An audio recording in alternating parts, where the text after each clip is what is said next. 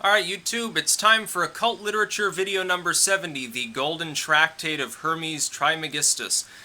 Interesting text, very short, 24 pages, as a few of these other alchemical works are.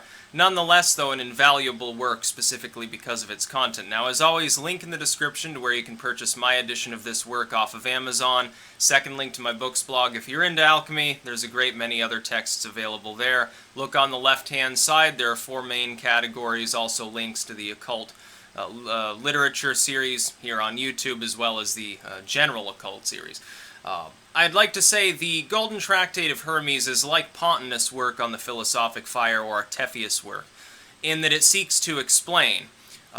It's less like a philosophical or a straight-up physical text than it is an ameliorating text within the core of alchemical literature that specifically is trying to describe in no uncertain terms the process of alchemy. For instance here, the creation of elixir or elixir, the universal medicine, the stone of the philosophers, in fairly brief detail, but attempting to go through it and remove some of the metaphor. You see this happening, like with Pontanus' work, which is specifically about the fire used by the philosophers in the great work of alchemy.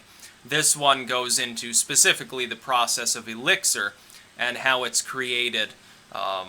It doesn't attempt to sew up loose ends in other works directly. For instance, it doesn't try to dispel rumors or say, oh, well, that illusion over there is a myth. This one is not quite accurate. This is the true way, like the turba or something like that. It's more just an attempt to remove some of the veils from the very general notion of the work in as brief of detail as it can contain it.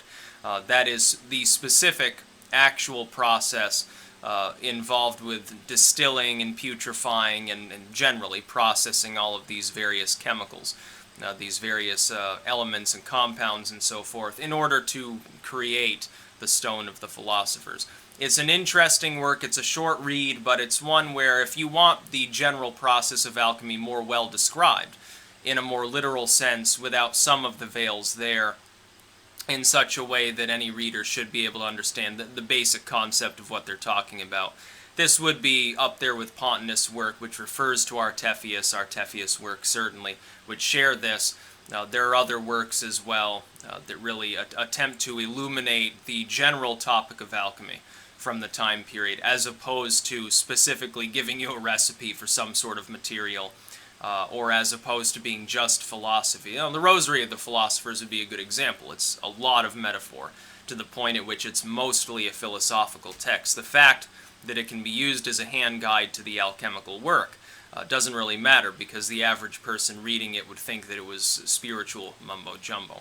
So again, link in the description to where you can purchase my edition of this work, also to the books blog for other materials. There's more than just alchemy there if you're interested in it. Folk magic, actual spells, grimoires, black magic, white magic, philosophy, a little bit of the scientific side of the spiritual. It's literally all there.